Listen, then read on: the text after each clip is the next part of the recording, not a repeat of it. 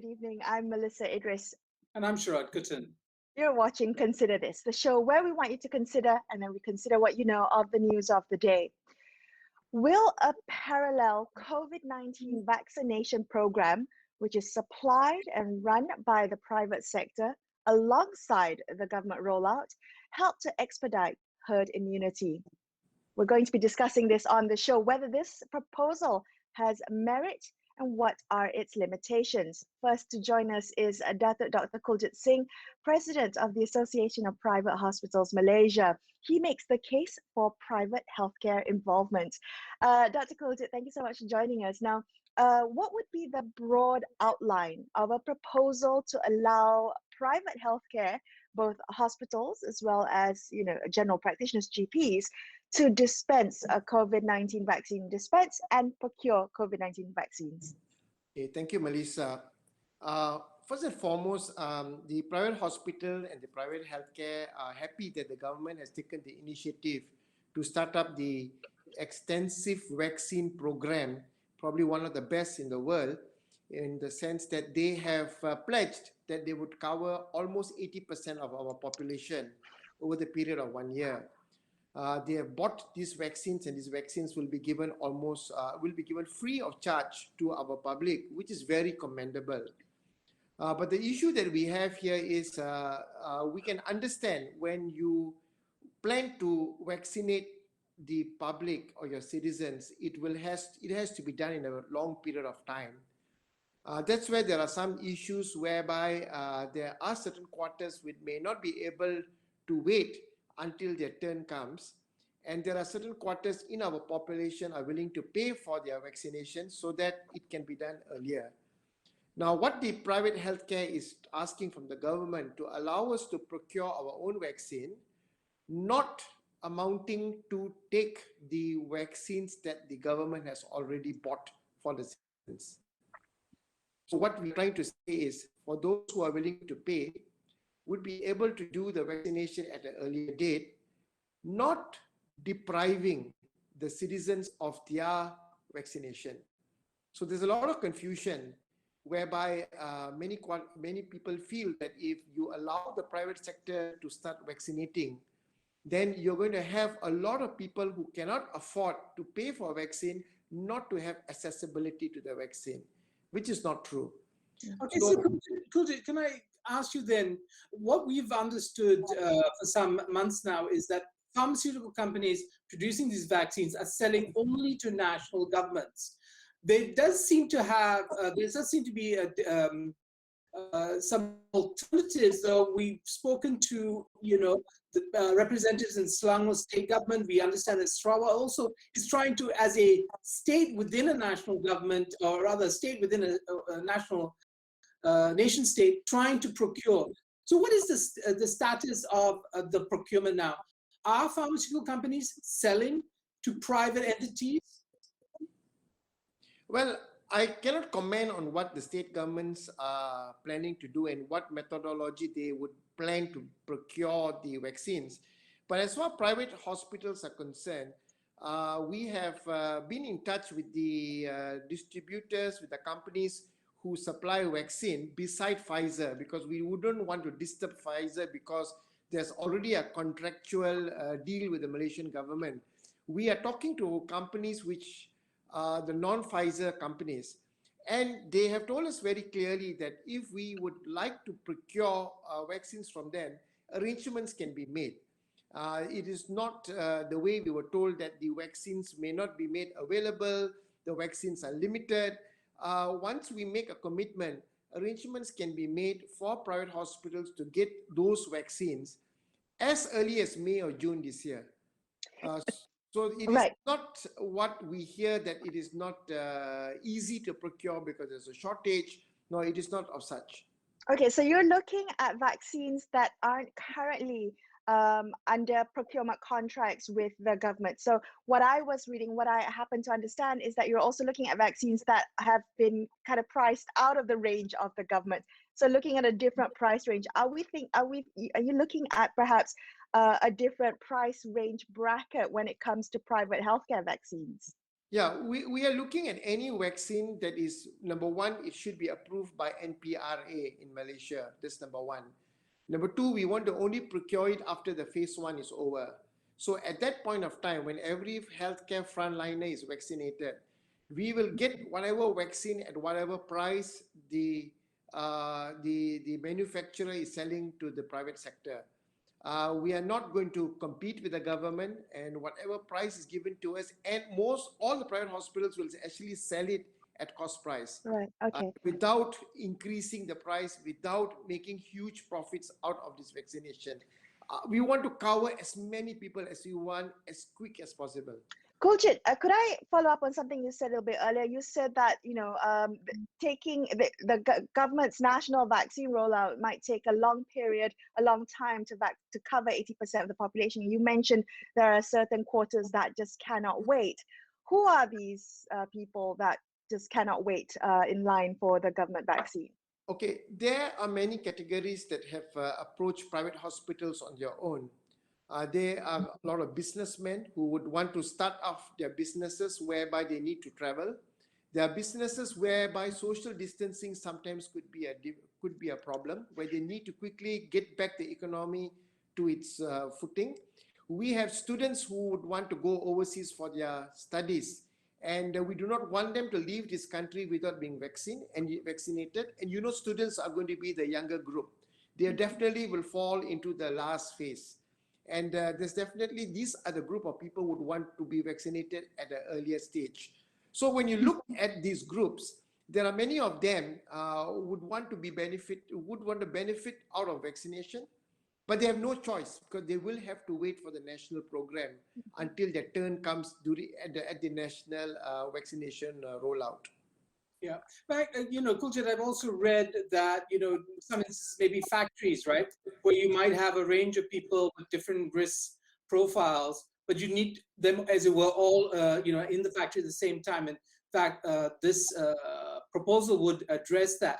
I do want to ask you though, are you also in this proposal suggesting that private hospitals give people vaccine choice, meaning they might be able to decide on the type of vaccine that they get? Yes, in my press statement yesterday, one of my points that I raised is that the government may only be able to procure maybe one or two, but in the private sector we can give the choice. So now public have got their own feelings about different type of vaccines, and when we give them a choice, like any other healthcare treatment we give in private sector, they have variety of choices that they can pick. There might be certain countries that when you would want to get into that country, there might be certain vaccines that may be only allowed before you can get into the country. So we want to have the variability for people who want to seek a different type of vaccine. Yeah, you're actually right. That is actually one of the reasons why we are asking for this. Has this been done in any other country, Kuljit? Do you know if other countries are also looking at a private market for vaccines? I know Malaysia quite unique in our dual healthcare systems, almost running parallel.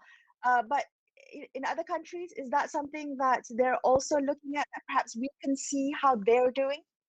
Okay, if you look at these bigger countries in the world, especially those countries who are manufacturing these vaccines, yes, they have got a system that is only done by the public sector. But because the availability of the vaccine is probably pretty easy to assess, so they have only just one system that follows with the government.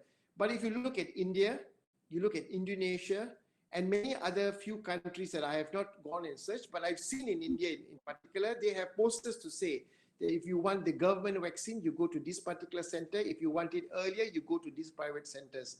Because you must remember, a country like India, the population is huge. If you're going to vaccinate through the government way of doing it, probably will take years together. And same with bigger populations like Indonesia. Now, we don't need to compare with them. We can do better. We don't need to follow what the bigger countries are doing in the world, the more so-called more developed countries are doing. We can do it our way.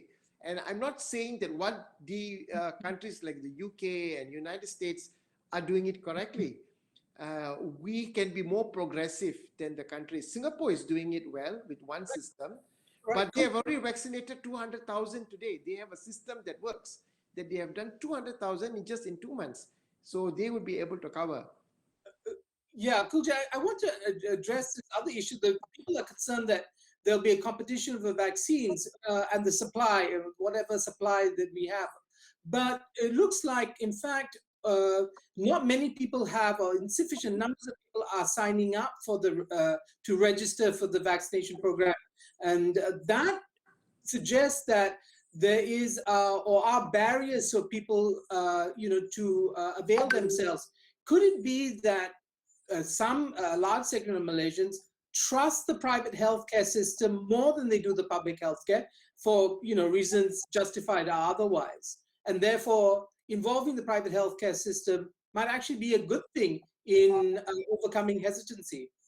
Well, I wouldn't want to dare to comment in that manner because there's nothing to substantiate that feeling. Probably it's a bit too early to say because the government just opened up the portals for registration about a week ago, and many of them have got difficulties logging in, and the accessibility to register is a little bit difficult.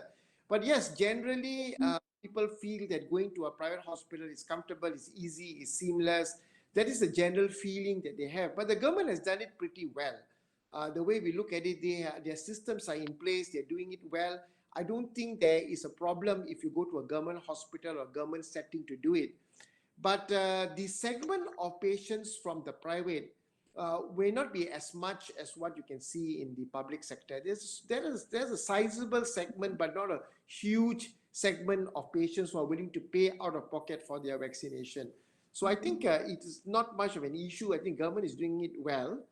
But whether there's a selectivity with the public is, I cannot comment at this point of time. Well, Kuljit, thank you for joining us on the show tonight and sharing your perspective. We appreciate you setting some context to this debate. We're going to take a quick break here and consider this, but when we come back, we'll hear the arguments as to why Malaysia should not have a private market for vaccines for now. That's all coming up in just a couple of minutes. Stay tuned to Consider This.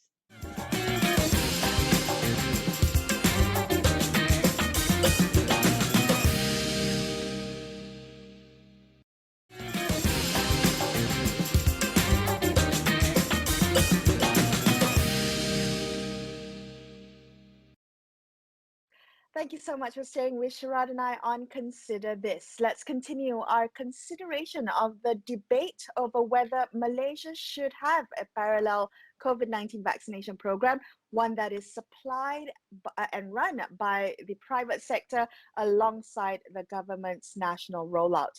So we heard a little bit earlier from Dr. Kuljit Singh of the Association of Private Hospitals, who made the case for private healthcare involvement. Let's hear now from someone who makes the argument for why Malaysia should not have a private market for vaccines for now. Dr. Khor Swee is a consultant in public health policy and systems. Swee, it's a pleasure to have you back on the show. Thank you so much for joining us.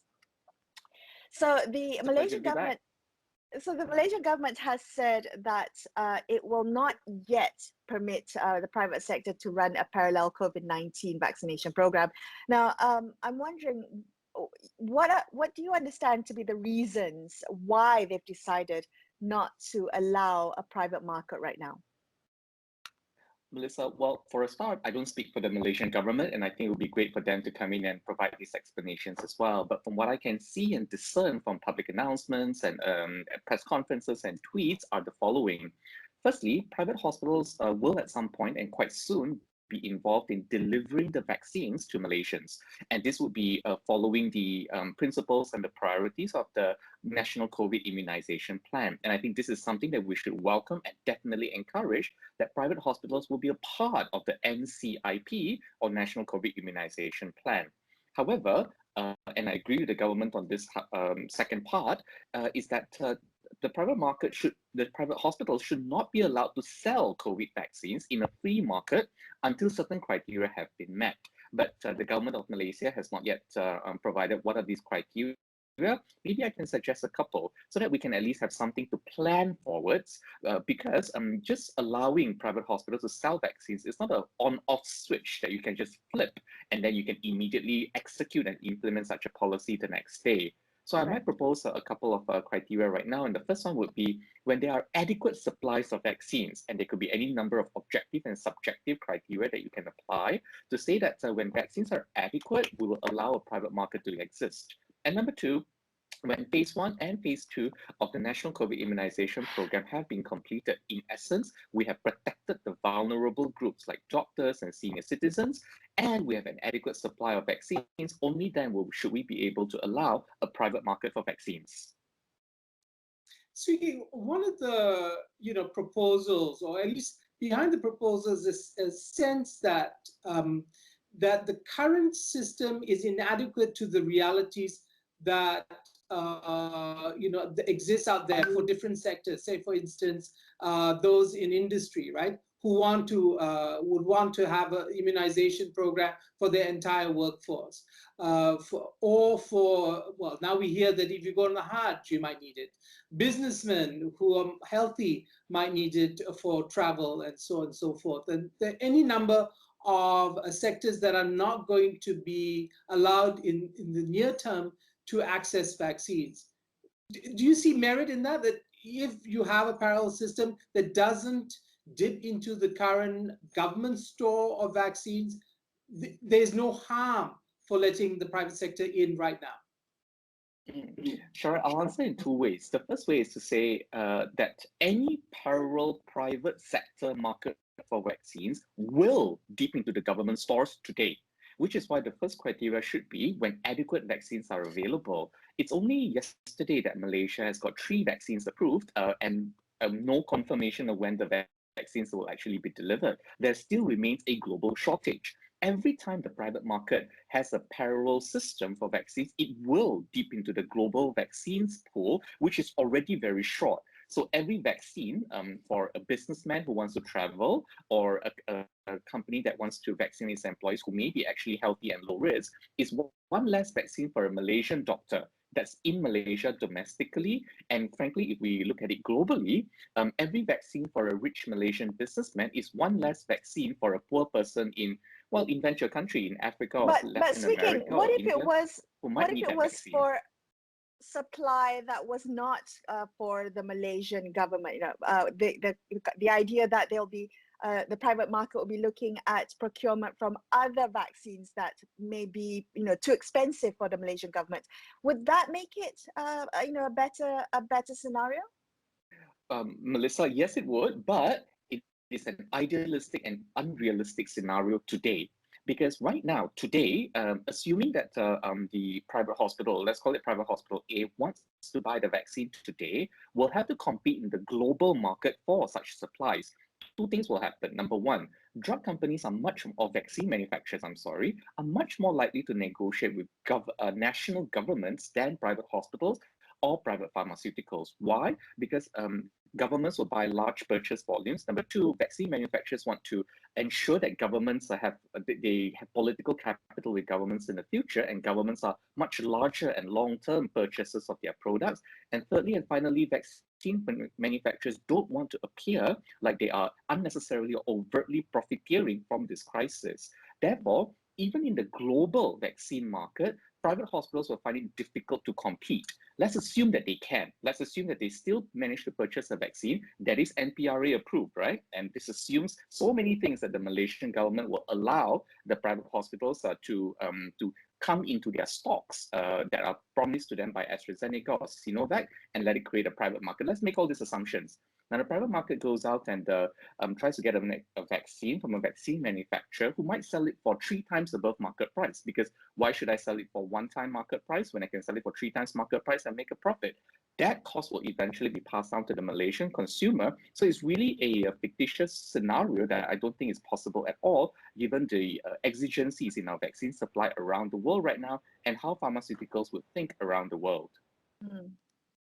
Speaking, when you brought up the whole question of, a rich businessman in Malaysia getting it and somehow depriving somebody in a poorer country, it is very reminiscent of, the things that You might have heard your parents say, if you don't eat your food, somebody in another part of the world is starving. But and I brought it up because it seems that the global distribution of the vaccine has its own politics, right? And that is not resolved by private, or complicated by private decisions made in Malaysia. So for instance, even if we stopped rich businessmen in Malaysia from accessing a vaccine, does it really affect the way the global distribution, is happening? Especially we see rich countries stockpiling vaccines. I mean, is that really a powerful argument against allowing the rich Malaysian businessman to go ahead